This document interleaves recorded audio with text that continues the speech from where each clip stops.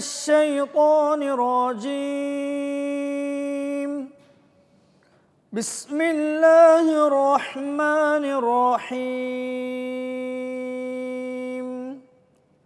شهر رمضان الذي أنزل فيه القرآن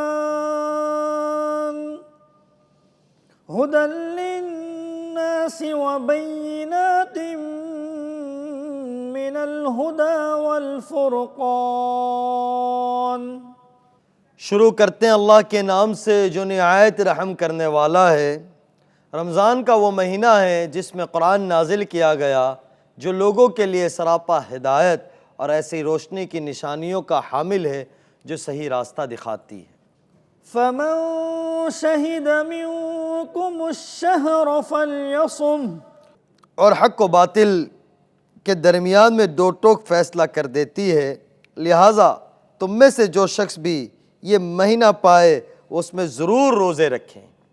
ومن كان مريضا أو على سفر فعدة من أيام أخر، اور اگر کوئی شخص بیمار ہو یا سفر پر ہو تو وہ دوسرے دنوں میں اتنی ہی تعداد میں قضا کی تعداد کو پوری کر لیں۔ يريد الله بكم اليسر ولا يريد بكم العسر، اللہ تمہارے ساتھ آسانی کا معاملہ کرنا چاہتے ہیں اور تمہارے لیے مشکل پیدا کرنا نہیں چاہتے۔ وَلِتُكْمِلُوا الْعِدَّةَ وَلِتُكَبِّرُوا اللَّهَ عَلَى مَا هَدَاكُمْ وَلَعَلَّكُمْ تَشْكُرُونَ۔ صدق اللہ العظیم۔ تاکہ تم روزوں کی گنتی پوری کر لو اور اللہ نے تمہیں جو راہ دکھائی ہے اس پر اللہ کے تکبیر کہو اور تاکہ تم شکر گزار بن جاؤ۔ صدق اللہ العظیم۔ قاری صاحب بہت مہربانی، پھر ایک دفعہ آپ کو رمضان مبارک ہو، رمضان کریم، اللہ تعالیٰ اس کو مبارک کرے۔ آمین۔ اللہ آپ کا آنا، سنانا، ہمارا بات کرنا سارا قبول فرمائیں۔ آج ہم کوشش کریں گے کہ حضرت مفتی اشفاق قاضی صاحب جو ہیں ان کو ہم نے بلایا ہے، تو ماشاءاللہ میں ان کا تھوڑا سا تعارف بھی کرا دوں گا، تو ان سے ہم کچھ جانیں گے۔ علماء کرام کو ہم چاہ رہے ہیں کہ اس میں جیسے میں نے پہلے میں کہا کہ ہم چند علماء کو بلانا چاہ رہے ہیں کہ جن سے ہم کچھ بات کریں گے، کچھ نصیحتیں حاصل کریں گے، کچھ سیکھیں گے، کچھ سمجھیں گے، تو اللہ آپ کو ضائع خیر دے۔ آمین آمین۔ تو پھر ملاقات ہوتی ہے انشاءاللہ۔ بسم اللہ الرحمن الرحیم، بسم اللہ والصلاة والسلام علی رسولہ الکریم وعلی آلہ واصحابہ اجمعین، اما بعد۔ قابل احترام میرے دوستوں، بھائیوں، ساتھیوں اور میری ماں بہنوں، ہمارا رمضان المبارک کے مبارک مہینے میں داخل ہے اور یہ ماہ مبارک اتنی فاز گزر رہا ہے جیسے ہوا کا جھونکا آ کر چلا جاتا ہے کہ چند روزے ہو گئے پتہ بھی نہیں چلا، اور ہم رمضان کو روزوں کو پیچھے چھوڑتے اور ادا کرتے ہوئے آگے جا رہے ہیں۔ جس طریقے سے میں نے آپ کے سامنے عرض کیا تھا کہ ہم روزانہ کسی نہ کسی مضمون کے اوپر بات کریں گے، سمجھیں گے، سیکھیں گے اور جانیں گے، تو علماء حضرات سے ہم درخواست کریں گے کہ وہ آئیں اور ہمارے اس پروگرام کی رونق بڑھائیں اور ہمیں کچھ نصیحت اور وعظ کر کے ہمیں کچھ نصیحت عطا کریں۔ تو آج جو ہم اپنے اس پروگرام کے اندر بلانا چاہ رہے ہیں اور جن کو ہم نے حقیر سی دعوت پیش کی، انہوں نے قبول فرمائی، ہم سب کی سعادت کی بات ہے، خاص طور سے میرے لیے باعث فخر اور سعادت مندی ہے کہ بمبئی شہر کی مشہور اور معروف مسجد جامع مسجد کے اہم فرائض کے اوپر فائز ہے، جو مسجد کے قاضی بھی ہے اس علاقے کے اور بمبئی شہر کی جامع مسجد کی ایک بہت بڑی ذمہ داری کو آپ ادا کر رہے ہیں۔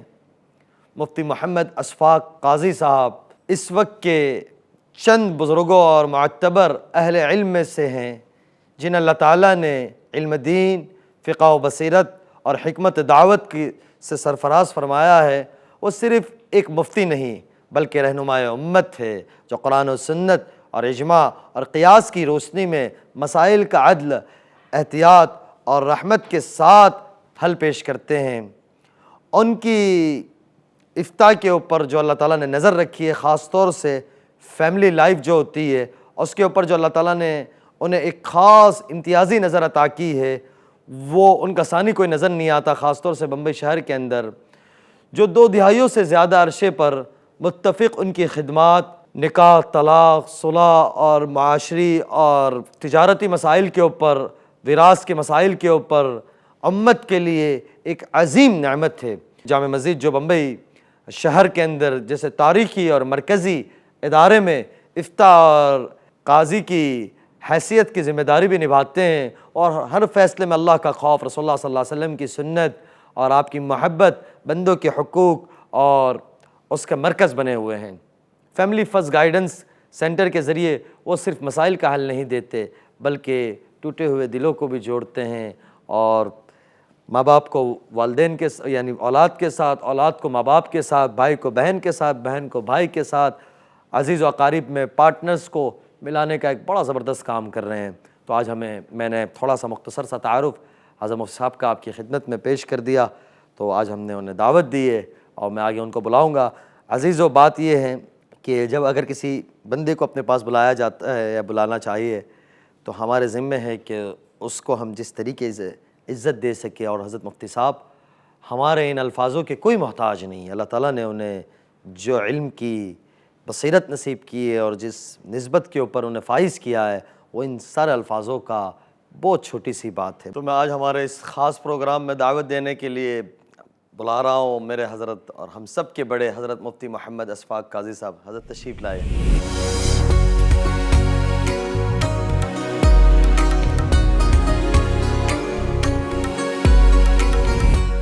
السلام علیکم ورحمۃ اللہ وبرکاتہ۔ اللہ وبرکاتہ، ماشاءاللہ، تبارک اللہ۔ بہت شکریہ حضرت، آپ تشریف لائے۔ اللہ تعالیٰ آپ کا آنا ہمارے لیے باعث سعادت ہے، باعث فخر ہے۔ تشریف رکھیں حضرت، تشریف رکھیں۔ ہمارے لیے بہت خوشی کی بات ہے کہ آج ہمارے حضرت مفتی صاحب تشریف لے آئے ہیں۔ میں نے حضرت کو ایک چھوٹی سی دعوت دی، ہونا یہ چاہیے تھا کہ مجھے خود حاضر ہونا چاہیے تھا حضرت کے پاس، جیسے میں نے ابھی بتایا تعارف میں کہ حضرت کی کیا کیا مشغولی ہے اور حضرت کیا کرتے ہیں۔ دن بھر حضرت کا بہت زیادہ مشغولی میں گزرتا ہے، قوم کی خدمت، امت اور انسانیت کی خدمت کے لیے، اور بہت سارے کام کرتے ہیں جس طریقے سے بتایا۔ تو میں شکر گزار ہوں حضرت مفتی صاحب آپ کا دوبارہ، اللہ تعالیٰ آپ کو بہت جزائے خیر دے۔ اللہ اللہ قبول فرمائے۔ میرے بھی آنے کا مقصد یہی ہے کہ آج دنیا کی ایک بہت بڑی ایک جنریشن ہے، جین زی اور الفا سے آگے نکل کر جو قوم ہے، تو وہ کہاں مسجدوں میں آ کر باتیں سنتی ہیں۔ تو میں نے کہا کہ آپ کے اس کیا کہتے ہیں چینل کے ذریعے سے ان تک حقیقی، بہتر اور عمل پر لانے والا پیغام پہنچ سکے، اسی نیت کے ساتھ میں بھی آیا ہوں۔ اللہ ہم کو، اللہ اس عمل کو قبول بھی فرمائے اور ہم سب کو اجر کا مستحق بنائے۔ آمین۔ آپ کے گمان کے مطابق ہمیں چلنے کی توفیق بھی نصیب فرمائے۔ آپ ہمارے بڑے بھی ہیں، اللہ آپ کو بہت جزائے خیر دے۔ حضرت رمضان کی بہت بہت مبارک ہو۔ اور حضرت ایک سوال یہاں یہ بھی آتا تھا کہ ہم یعنی اس پروگرام میں ایسی کوئی بات کرتے نہیں ہیں، نہ اللہ کرائے نہ مجاز میں ہے، لیکن ایک جاننے کے لیے میرے دل میں یہ خیال آیا، نہ ہمارے ان سوالوں میں ہے، کہ جیسے عامتاً کہتے ہیں رمضان مبارک، تو حضرت یہ خوشی کے لیے کہا جاتا ہے یا کس لیے کہا جاتا ہے؟ دیکھیے، ظاہر سی بات ہے کہ اگر لفظ اپنے جیسے سوال میں پوچھا کہ خوشی کے لیے کہا جاتا ہے تو یہ خوشی کے لیے کہا جاتا ہے، لیکن یہ لفظ جو ہے رمضان مبارک، جیسے عام متن نکاح کے موقع پر، آپ کو پتہ ہے میرا کام تو پورا فیملی گائیڈنس کے تعلق سے ہے، اور میں ہر نکاح میں کہتا ہوں شادی مبارک، نکاح مبارک، حالانکہ اس موقع پر جو ہے دعا سکھلائی گئی ہے، بارک اللہ لکم و بارک علیکم۔ تو یہ ہمارا ایشین کلچر ہے کہ ہم نے اس کو مبارک، شادی مبارک، اسی طرح رمضان مبارک۔ عربی کے لیے عام طور پہ جو لفظ استعمال ہوتا ہے رمضان کریم، تو کریم کے اندر اور کئی اس کے معنی آ جاتے ہیں، اور یقیناً یعنی مبارک سے اوپر ہے، مبارک سے بہت اوپر بلند ہے۔ مبارک بھی عربی کا لفظ ہے لیکن ہمارے اپنے کانٹیکس میں وہ استعمال ہوتا ہے۔ رمضان کریم کہا جائے تو میں سمجھتا ہوں اور بھی بہتر ہے۔ یعنی یہ عرب ممالک کے اندر جو اشتہار لگے ہوتے ہیں اور جو ایک دوسرے کو کہا جاتا ہے تو رمضان کریم، رمضان کریم ہی کہتے ہیں، بلکہ بہت سارے ان کے جو ایسے پروگرام آتے تو اس میں بھی آپ دیکھیں گے پورا شروع میں آتا رمضان کریم، رمضان کریم۔ تو حضرت یہ آپ علیہ الصلوۃ والسلام کے زمانے میں، صحابہ کرام رضوان اللہ تعالیٰ علیہم اجمعین کے زمانے میں جب رمضان اور روزے آ گئے، اور یعنی ایک موقع کے بعد، فتح مکہ کے بعد گویا کہ تھوڑی سی فراوانی ہو گئی، تو اس زمانے میں صحابہ عبادت کے ساتھ ساتھ جب رمضان آتا تھا تو کچھ الفاظ کا استعمال کرتے تھے، یہ کوئی سیرت میں یا کتابوں میں یہ کوئی بات؟ ایسا تو ایسا میرے علم کے مطابق نہیں ہے کہ کوئی الفاظ مبارکبادی کے معنی میں کہتے تھے. ویسے بھی یہ جو دور ہے اور وہ دور، دنیا بڑا زمین آسمان کا فرق ہے. اس وقت تو ایک بے چینی ہوتی تھی. وہ جو دعا ہے شعبان، رجب اور شعبان میں اللہم بارک لنا فی رجب و شعبان و بلغنا رمضان، تو ان کی پوری توجہ رمضان کی آمد پر اور اس کے اندر عمل کے بڑھانے اور عمل کے کرنے کی اشتیاق کی طرف تھی. تو ظاہر ہے کہ وہ مبارک، اب کس کو مبارکبادی دیں؟ ہم تو سوال یہ ہے کہ ہر ایک کو عمل کی طرف توجہ دینی ہے، تو وہ ایک دوسرے کو مبارکبادی دیں. اس سے بہتر تو ان دونوں کو اس کی اہمیت پتہ ہے اور وہ اپنے عمل کی طرف کہ بھئی تم نے کیا عمل کرنا ہے، میں نے کیا عمل کرنا ہے، اور کس طرح ہمیں اس رمضان کو اپنے لیے اللہ کا تقرب کا ذریعہ بنانا ہے، اعمال کی کثرت کی طرف توجہ دینا ہے. یہ زیادہ مذاکرے ہوتے تھے. جی، تو یعنی کوئی کہتا ہے رمضان مبارک تو کوئی حرج نہیں؟ حرج نہیں ہے، شرعی اعتبار سے کوئی حرج نہیں ہے. اور نہیں کہتا ہے تو اس کو برا بھی نہیں لگانا چاہیے. یہ بہت مطلب یہ کہ فقہ کا جو اصول ہے کہ جو جائز امور ہیں تو ان جائز امور کو جائز کی حد تک ہی رکھنا چاہیے. وہ اگر اس سے بلند درجے پر پہنچ جائے تو پھر وہ غلط ہو جاتا ہے. جی حضرت، میں یعنی یہ میرے دل میں آیا تھا اصل بات پہ، تو اب میں آتا ہوں کہ اس شو کا ہمارا جو ایک ارادہ ہے، نیت ہے، جو ہم لوگ 2 سال سے کر رہے ہیں، کوشش ہیں، تو اس میں یہی ہے کہ ہم کچھ سیکھیں بھی اور ہماری آڈینس جو ہے، دیکھنے والے ہیں، محبت کرنے والے، ان تک کچھ بات بھی پہنچائے. تو اللہ آپ کو ذائقہ خیر دے کہ آپ نے میری حقیقت سی دعوت قبول فرمائی. تو حضرت، رمضان آتا کیوں ہے؟ اللہ تعالیٰ نے اس مہینے کو خاص قرار دیا، جیسے کہ ہم نے پڑھا کہ 11 مہینے کے نام عربوں نے رکھے، رمضان کا اللہ نے رکھا، اور قرآن کریم میں اس کا اس طریقے سے بیان کیا گیا، اس کی اہمیت کو. تو اس کے لیے حضرت رمضان آتا کیوں ہے ہمارے پاس؟ بہت اہم سوال ہے. جی، رمضان آتا کیوں ہے؟ آپ کے سوال کو اگر مطلب یہ کہ دیکھا جائے رمضان آتا کیوں ہے، جی، حالانکہ واقعی یہ آنے سے پہلے ایسا ذہن میں نہیں تھا کہ ایسا بھی کوئی سوال ہو سکتا ہے، لیکن واقعی یہ اللہ کی رحمت اور اللہ کی محبت اور اللہ کی منشا کا حصہ ہے کہ اللہ نے انسان کو زندگی میں ایسے بہت سے موقع دیے کہ وہ جیسے رمضان، لفظ رمضان آپ علماء جانتے ہیں رمض یرمض رمض سے ہیں، اور حدیث میں اس کا ذکر ہے لِأَنَّهُ يَرْمُضُ الذُّنُوبِ. رمض کے معنی اور رمضان معنی شدت الحرارہ، بہت سخت گرمی. تو گرم جو ہے نا وہ چیزوں کو جلا دیتی ہیں. جب شدت گرمی، جب بہت زیادہ جو ہے گرمی ہو تو وہ چیزوں کو، اور حدیث مبارکہ میں یرمض الذنوب کہ وہ گناہوں کو جلاتا ہے. تو اگر ایک لفظ میں جواب دیا جائے تو رمضان آتا ہے گناہوں کو جلانے کے لیے، گناہوں کو ختم کرنے کے لیے. اور اگر تھوڑا سا اس میں تفصیل میں جائیں تو واقعی میں کبھی اس معاملے میں تدبر کرتا ہوں کہ اللہ نے کیسا نظام بنایا. رمضان آیا، اللہ کا تقرب حاصل کرے، ہفتے میں جمعہ ہے، جمعہ کی رات میں عبادت کریں، اس کے بعد عید الاضحیٰ کا موقع ہے، اس کے بعد محرم کا موقع ہے کہ ذی الحجہ کا موقع ہے کہ ذی الحجہ کی 10 راتوں کی عبادت ہے. تو اللہ اپنے بندے کو بار بار موقع دیتے رہتے ہیں. اصل میں یہ تخلیق انسانی کہ اللہ نے انسان کو کیسے پیدا کیا کہ اس کے اندر دونوں باتیں رکھی، اور اس کے بعد اما شاکرن اما کفورا، کہ اگر انا ہدینہ السبیل، راستہ بتلا دیا، وہ ناشکرہ بنے یا شکر گزار بنے. تو یقیناً انسان فرشتہ نہیں ہے. فرشتوں کے بارے میں صفت بیان کی گئی کہ لا یعصون اللہ ما امرہم ویفعلون ما یؤمرون، وہ اللہ کی نافرمانی کرتے ہی نہیں. انسان کے خمیر میں رکھا گیا ہے کہ اس سے نافرمانی بھی ہوگی اور یہ چاہے گا تو نیکی بھی ہوگی. اب جب اس سے غلطیاں ہو گئی، گناہ ہو گئے، تو اس گناہ کو معاف کیسے کرائے؟ رمضان ہے کہ وہ اللہ سے تقرب حاصل کرے، اللہ کے پاس راز و نیاز کرے اور اپنے گناہوں کو معاف کر کے اللہ سے مزید قرب کی فکر اور کوشش کرے. جی، تو حضرت اب اس پہ آگے آتے ہوئے میں یہ پوچھوں گا کہ حضرت اس کی فضیلت، حکمت، سارے پہلو ہے، لیکن اس میں کوئی ایسی خاص عبادت جس میں ہمیں وقت صرف کرنا چاہیے، یعنی اپنے وقت کو گزارنا چاہیے؟ عام متن ہوتا ہے کہ روزہ رکھ لیتے ہیں اور پھر نماز پڑھتے ہیں، اور نماز کے بعد ایسا ہوتا ہے کہ ہم اکیلے بیٹھے کچھ نہ کریں، لیکن اس وقت کو ہم کیسے گزاریں حضرت؟ اب جیسے ہم نے اس پر گفتگو کی کہ رمضان آتا کیوں ہے؟ اللہ سے تقرب حاصل کرنے کے لیے. تو خاص عبادت اگر لب لبا بنایا جائے تو ہم اپنا محاسبہ کریں کہ ہم اللہ سے کتنے قریب ہو گئے.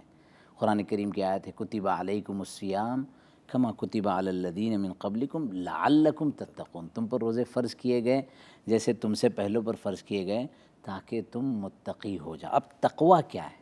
What is the meaning of تقویٰ؟ جی بہت سے لوگ ترجمہ کرتے ہیں تاکہ تم اللہ سے ڈرنے والے بن جاؤ۔ ڈرنے کے مفہوم میں بہت سارے لفظ ہیں، خوف کا معنی بھی ڈرنا ہے۔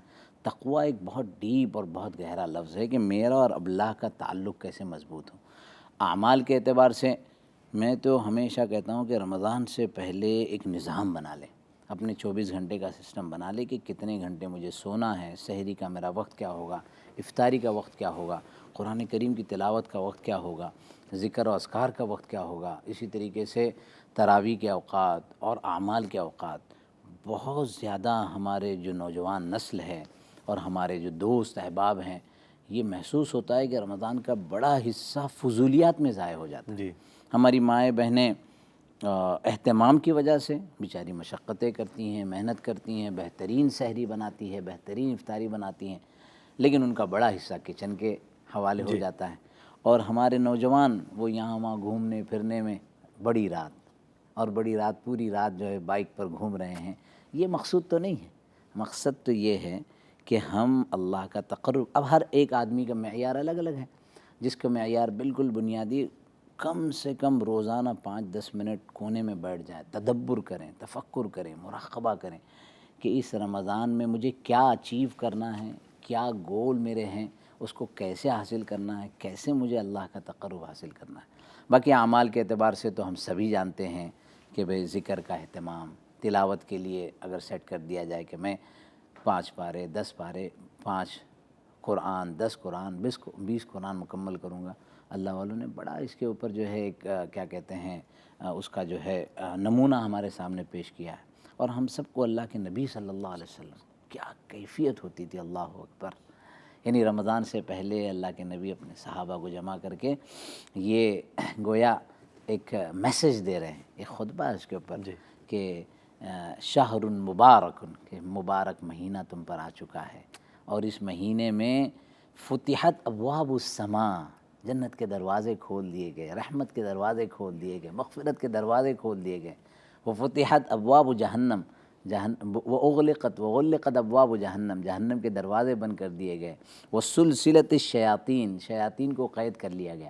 یعنی اللہ کی طرف سے اتنا خیر اور اتنی عافیت اور اتنے مواقع دیے جاتے ہیں۔ اب اگر ان مواقع کو ہم استعمال نہ کریں تو ہم سے زیادہ نامراد اور ہم سے زیادہ نقصان کرنے والا کون ہوگا؟ تو رمضان تو یہی ہے کہ ہم اللہ کا تقرب حاصل کریں، اپنے اعمال کا نظام بنائیں، 1 منٹ بھی ہمارا ضائع نہ ہو۔ پہلے سے اگر ہم پلان کریں گے، اس کی ترتیب کریں گے تو انشاءاللہ یہ رمضان ہمارے لیے مفید ہوگا۔ حضرت بہت آپ نے مفید بات بتلائی، اور اس میں ایک جو بات بتلائی تو ناظرین کو خاص طور سے نوجوان آپ سے بڑی محبت رکھتے ہیں۔ میں اپنے بارے میں کہوں، میں حضرت سے جب بھی ملتا ہوں نا، اپنے آپ میں ایک بڑا جوش لے آتا ہوں کہ یار یہ کر لیں گے، یہ ہو جائے گا۔ وہ اس طریقے سے حوصلہ افزائی فرماتے ہیں اور اس طریقے سے آگے بڑھاتے ہیں۔ تو میں حضرت کو اس بات پہ بھی ایک سوال اسی میں سے کہوں کہ حضرت آپ نے فرمایا کہ قرآن کریم کی تلاوت کی کثرت اور قرآن کریم 10 15 20، لیکن حضرت کوئی چھوٹا سا ایسا کوئی ترتیب بتلا دیں آپ کہ جس میں قرآن کریم کم از کم 3 اشرے ہیں، پہلے 10 دن، بیچ کے 10 دن، آخری کے 10 دن، کہ 3 قرآن ہو جائے، اس کے لیے کوئی ایسی حضرت آسان ترتیب بتلا دے کہ جو اس ترتیب پہ اگر اتنا وقت پڑھ لے گا ایک بندہ تو اس کے 3 قرآن مکمل 3 پارے کے اعتبار سے ہو جائیں گے۔ تو اس کو کس طریقے سے ان 3 پاروں کو دن میں وہ حضرت ترتیب بتانے سے پہلے تو آپ نے یہ جملہ کہا کہ نوجوان، میرا اپنا ذہن یہ بنا ہے کہ ہمارا ٹارگیٹ آڈینس نوجوان ہو۔ جی، میں ہمارے علماء احباب کو بھی کہتا ہوں، مسجد میں جمعہ کے بیانات ہوتے ہیں، اکثر وہی پرانا مجمع جو سال سے سن رہا ہے اور سنتا رہے گا۔ نوجوان تو ہمارا، مجھ سے سوال کیا گیا کہ مفتی صاحب ہم کو جو ہے دوسری رکعت کا تشہد ملا ہے، تبھی ہم 2 رکعت پڑھیں کہ 4 پڑھیں؟ یعنی وہ خطبے نہیں بلکہ رکعت کی آخری مجلس پر آتا ہے، اور دوسرا سلام پھیرنے سے پہلے وہ مسجد کے باہر ہوتا ہے، تو مسجد کا پہلا کا بیان۔ اچھا، دوسری بات یہ ہے کہ اگر وہ بیان سن بھی لیں تو جو بیریئر ہے، جو گیپ ہے، یعنی ہماری اپنی لغت اور ان کی اپنی لغت، اس دونوں لغت میں، کیونکہ وہ ایک کامن لینگویج بول رہے ہیں جس میں انگلش کا بہت زیادہ خمیزہ ہے، اور بمبئی میں تو آپ جانتے ہیں بھنٹائے اور پتہ نہیں کیا کیا، تو وہ اسٹائل کے اندر ان کی باتیں ہوتی ہیں۔ اب ہمارے مولانا صاحب جو ہے ایک دم دقیق لغت بولتے ہیں، ایک دم بہترین لغت، تو لطیفہ سناؤں اگر اجازت جی ہو تو، بالکل بالکل. کہ بمبئی کے 2 کاروباری اپنے کاروبار کے سیٹ اپ کے لیے لکھنؤ اترے. انہوں نے کہا تھا کہ بھائی کسی سے پوچھ لینا، بہت قریب ہے ریلوے اسٹیشن کے. تو وہ اترے، اترنے کے بعد پوچھا کہ بھائی یہ ایڈریس ہے، ہم کو جانا ہے. تو وہ صاحب نے کہا کہ بھائی یہاں اس راستے سے جائیں گے تو نشیب و فراز ہے، اور اس راستے سے جائیں گے تو دور و دراز ہے. اب یہ دونوں کے بات سمجھ میں نہیں آئی، بمبئی سے آئے تھے، نشیب و فراز دور و دراز. تو انہوں نے رکشہ والے سے جا کے پوچھا کہ بھائی صاحب یہ ابھی نشیب و فراز اور دور و دراز کیا ہوتا ہے؟ تو بولے نشیب و فراز مطلب یہ راستہ بہت جو ہے اونچ نیچ والا ہے اور مشکل ہے، لیکن جلدی پہنچ جائیں گے، اور یہ ذرا طویل راستہ ہے، اچھا ہے، لیکن اس میں مطلب یہ کہ کلومیٹر زیادہ ہیں. تو کہا کہ وہ کو بہت بڑا پروفیسر ہے کیا، ایسا کیوں کہہ رہا ہے؟ بولے وہ پروفیسر نہیں ہے بھائی صاحب، وہ جاروب کش ہے. تو انہیں سر پکڑا، بھائی جاروب کش کیا ہوتا ہے؟ تو کہا کہ یہ جھاڑو لگانے والے کو جاروب کش کہتے ہیں. انہوں نے واپسی کا ٹکٹ بنایا اور بمبئی واپس آئے، کہا اپنے کو یہاں کاروبار نہیں کرنا ہے. تو یہی حال ہمارے جو ہے نا ہماری جو ٹارگیٹ نوجوان ہیں، ان نوجوانوں کو ان کے قریب ہونا ہوگا، اور ان کے ساتھ ان کے مزاج کے مطابق، ان کی طبیعت کے مطابق، کیونکہ دنیا مختلف ہو چکی ہے. یہ ڈومین جو ہے نا، جو 50 سال پہلے کا تھا، جو ابھی کا ہے، اور 2000 کے بعد تو جو پیدا ہوئے ہیں ان کی تو اور ہی سوچ ہے. تو نوجوانوں کے لیے مثلا آپ نے کہا 3 پارے، اگر یہ پلان اپنا پہلے بنا لیتے ہیں، ان کے پاس ایک روڈ میپ ہو، یا ان کے پاس جو ہے نا اپنا پلاننگ کی ڈائری ہو. 3 قرآن پڑھنا ہے، مطلب یہ کہ ایک قرآن کو 10 دن میں ختم کرنا ہے. اچھا آخری عشرے میں زیادہ موقع ملتا ہے تو شروع میں اگر وہ کچھ کم کر لیں، اور اس طرح سے کہ بھائی 3 قرآن کرنا ہے تو 10 دن میں مجھے 1 قرآن کرنا ہے، تو 1 دن کے اندر انہیں 3 پارے پڑھنے ہوں گے. اب 3 پارے میں اگر انہوں نے کہا کہ بھائی سحری کے پہلے میں آدھا پارہ پڑھ لوں، اس کے بعد، یا پھر فجر کی، آسان بھی ہے، یا سحری میں اٹھنے میں اگر تاخیر ہوتی، نوجوانوں کے لیے امی جان اٹھا کے تھک جاتی ہیں. اور یہاں میں نوجوانوں کو اس طرف توجہ دلاؤں گا، میں بہت سے گھروں کو جانتا ہوں جہاں مائیں اپنے بچوں کے لیے روٹیاں تازہ فجر کے وقت میں، تہجد کے وقت میں بناتی، اور میں ان ماؤں کو جانتا ہوں، ان میں میری اپنی والدہ بھی ہے، کہ وہ تازہ روٹی بنا کے کھلاتی تھی، اور جب اس کی روٹی کے کھانے کا وقت ہو جاتا تھا تو مؤذن اذان کے کلمات کہتے اور وہ پانی پر اپنا روزہ رکھتی تھی.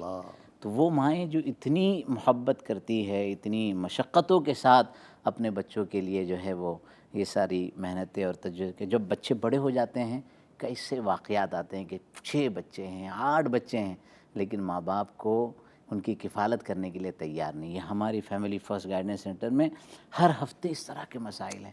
سوچ کر تعجب ہوتا ہے کہ وہ باپ جو عید کے موقع پر پھٹے پرانے کپڑے پہنتا ہے اور پھٹی پرانی چپل پہنتا ہے، لیکن بیٹا ضد کرتا ہے کہ مجھے جو ہے نئے کپڑے چاہیے، مجھے جو ہے نئی گھڑی چاہیے، مجھے نئے چپل چاہیے. تو وہ قرض لے کر اور اتنی مشقتیں برداشت کر کے بچوں کی ان ضرورتوں کو پورا کرتا ہے، لیکن جب وہ بچے بڑے ہو جاتے ہیں اور ماں کی دواؤں کے پیسوں کی ضرورت ہوتی ہے، اور باپ کے لیے جو ہے اس کے علاج معالجہ کے لیے ضرورت ہوتی ہے، تو اس وقت وہ بچوں کے پاس پیسے نہیں ہوتے. تو یہ سحری کا موقع ہے. بہرحال ہم بات کر رہے تھے کہ سحری میں اگر تاخیر ہو رہی ہے تو فجر کی نماز کے بعد فوراً بیٹھ جائے، ایک آدھا پارہ پڑھ لیں. اس کے بعد ظاہر ہے کہ سوئیں گے یا اپنے کاموں میں جائیں گے، عصر کے وقت میں ایک نظام بنا لے کہ آدھا پارہ اس وقت ہو جائے. تراویح کے بعد بہترین موقع ہے، کیونکہ کھڑے کھڑے تراویح پڑھ کر تھک گئے ہیں، لیکن اطمینان سے بیٹھ کر جو ہے قرآن کریم پڑھ سکتے ہیں، تو اس وقت 1 پارہ پڑھ لیں. دن میں اور ظہر میں اور عصر میں پاؤ پارے کا نظام بنا لے. تو اس طرح بہت آسانی سے 3 پارے ہو سکتے ہیں. ترتیب بنائی جائے تو بہت آسان ہے، ترتیب نہ بنائی جائے، جوش میں اگر ایک ہی رات میں پورا قرآن کرنا ہے، ایک رات میں قرآن کر لیا، دوسرا جو ہے سو گئے، یہ نہیں ہونا چاہیے. تو یہ ترتیب بنانا بہت ضروری ہے. حضرت آپ نے بڑی زبردست بات بتلائی. میں دیکھ بھی رہا ہوں کہ آپ وہ بات کرتے کرتے والدہ کا ذکر آ گیا، اور اب میں آپ کو خود دیکھ رہا ہوں کہ آپ کی آنکھوں میں آنسو ہے جس طریقے سے دنیا گزر رہی ہے. بہرحال حضرت اسی پہ آگے آؤں گا کہ یہ چند تھوڑی دیر میں آپ کی اور لوں گا کہ یہ مہینہ ایک آتا ہے جو سال بھر کی تربیت کا نظام ہوتا ہے.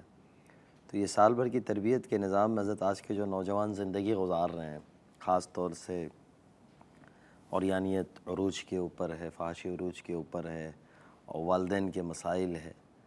تو حضرت یہ جو نوجوان ہیں جو زندگی گزار رہے ہیں، پھر ایک چیز کی آواز لگتی ہے کہ برکت نہیں ہے زندگی میں. تو عام متن یہ دیکھا جاتا ہے کہ وہی برکت رمضان میں نصیب ہوتی ہے، اس لیے کہ رمضان میں بہت سارے ایسے گناہ روزمرہ والے چھوٹ جاتے ہیں، کیونکہ آج موبائل کا زمانہ ہے. اللہ ہم سب خاص طور سے میری حفاظت فرمائے کہ ہم کسی سے بھی بات کر لیتے. ہمارے یہاں کوئی یعنی حلال حرام کا کوئی سسٹم ختم ہو چکا ہے، ساری چیزیں ختم ہو چکی ہے. تو اس پہ حضرت نوجوانوں کے لیے آپ کوئی رہنمائی کہ وہ کما کے خوار ہو رہے ہیں، لیکن ہر ایک کی آواز یہ ہوتی ہے کہ برکت نہیں ہو رہی ہے، اور یہی ماہ مبارک میں برکت آ جاتی ہے. میں اپنے طور سے جو سمجھا ہوں کہ تھوڑا سا یہ ہوتا ہے کہ نظروں کی حفاظت رمضان میں بندہ کر ہی لیتا ہے کچھ درجے، اور کچھ درجے کچھ چیزیں چھوڑ چکا ہوتا ہے. تو کیا وہ اسی کی برکت بھی اسے نصیب ہوتی ہے، یا رمضان کی خاص برکت ہے، یا اس گناہ کے چھوٹنے سے جو عام رمضان میں نہیں چھوٹتی تو اس کی برکتیں بھی اس کو واقعی یہ ملتی ہے اور یہ سارا سال بھی رہ سکتی ہے؟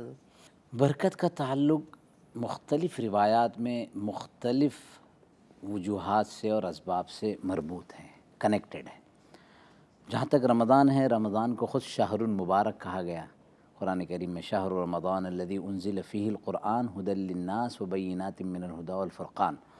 تو یہ شہر مبارک خود اللہ نے اس کے ساتھ برکت کو کنیکٹ کر دیا گیا.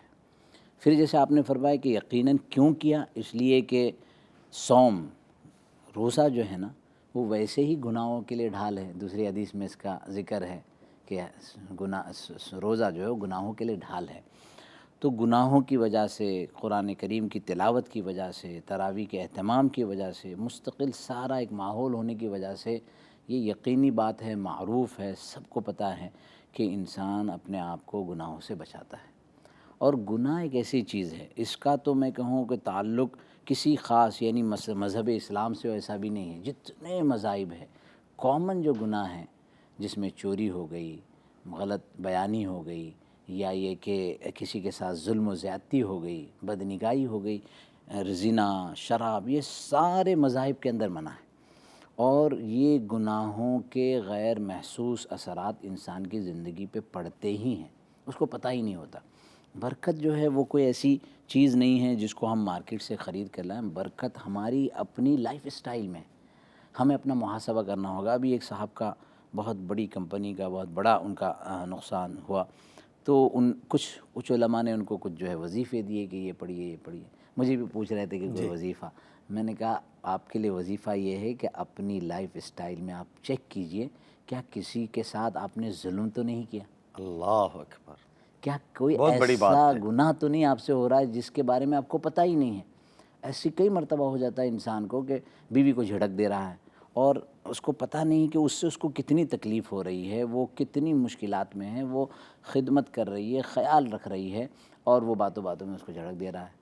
بچوں کی تربیت کے تعلق سے بچے نے کوئی تقاضا کیا اور اس تقاضے کو غیر محسوس طریقے پر، غلط طریقے پر. پڑوسی ہے، پڑوسی کے ساتھ صرف آپ بتائیں، پڑوسی کے گھر کے سامنے کی جگہ اس کا حق ہے.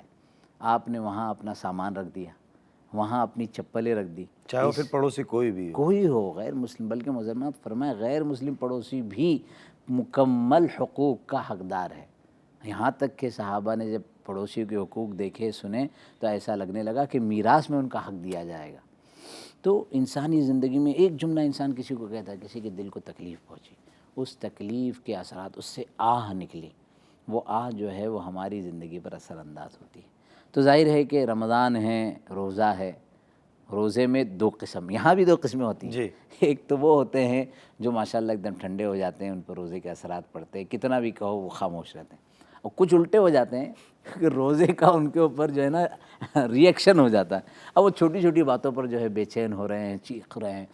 آپ کو کیا بتاؤں، یعنی یہ میری حقیقی صورتحال ہے، اس لیے بتانے میں کوئی حرج نہیں ہے. محمد علی روڈ پر شام کے وقت میں، مغرب کے افطار کے وقت میں جو شور ہوتا ہے، دوڑ بھاگ، پتہ نہیں مجھے یہ واقعہ بتانا چاہیے کہ نہیں، لیکن اخلاقی تربیت کے لیے بہت ضروری ہے. کہ میں نے دیکھا کہ بھئی بہت تیزی میں جا رہے ہیں اور کسی کی گاڑی کسی اچھے انسان کے ٹکرا گئی، ہلکا سا اسکریچ آ گیا.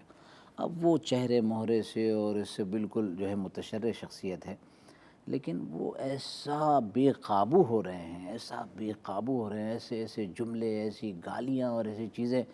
لوگ سمجھا بھی رہے ہیں کہ بھائی رمضان ہے، روزہ ہے، لیکن وہ سمجھنے کے لیے تیار نہیں ہے. تو یہ کہ ہماری زبان، اسی لیے حدیث میں یہ بھی ہے نا کہ روزہ صرف جو ہے بھوکا رہنے، پیاسا رہنے کا نام نہیں ہے.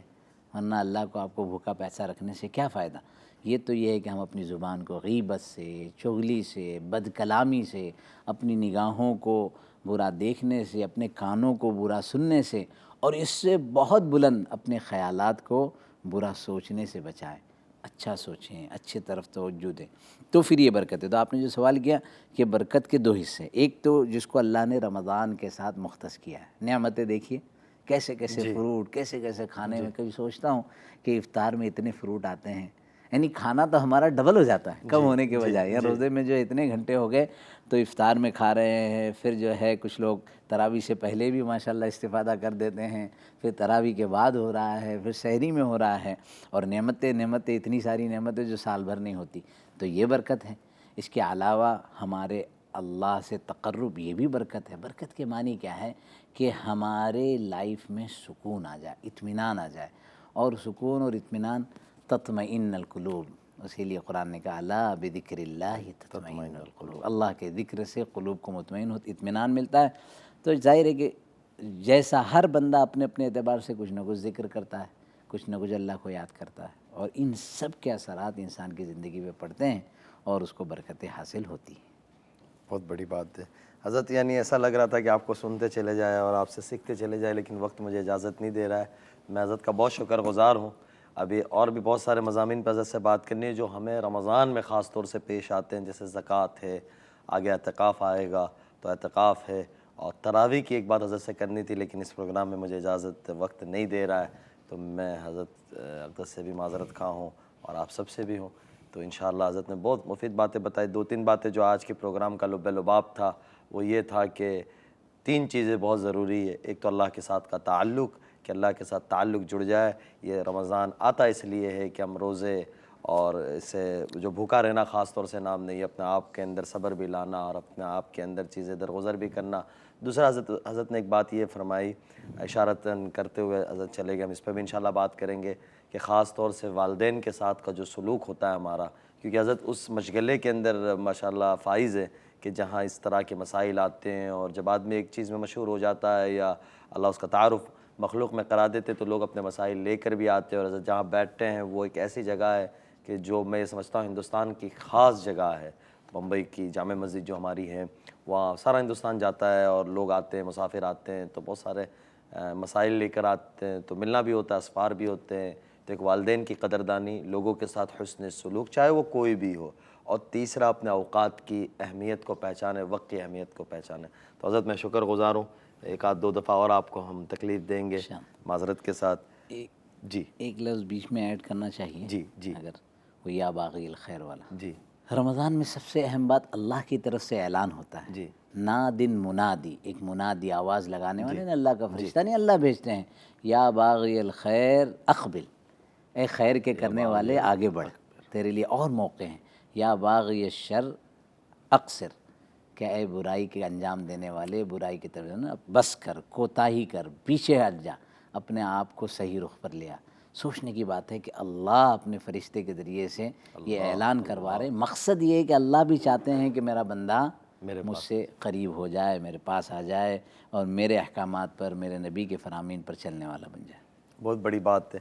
تو انشاءاللہ پھر آپ سے دوبارہ کل ملاقات ہوگی۔ اللہ آپ سب کا حامی و ناصر ہو۔ جزاک اللہ۔ السلام علیکم ورحمۃ اللہ وبرکاتہ۔ رونق رمضان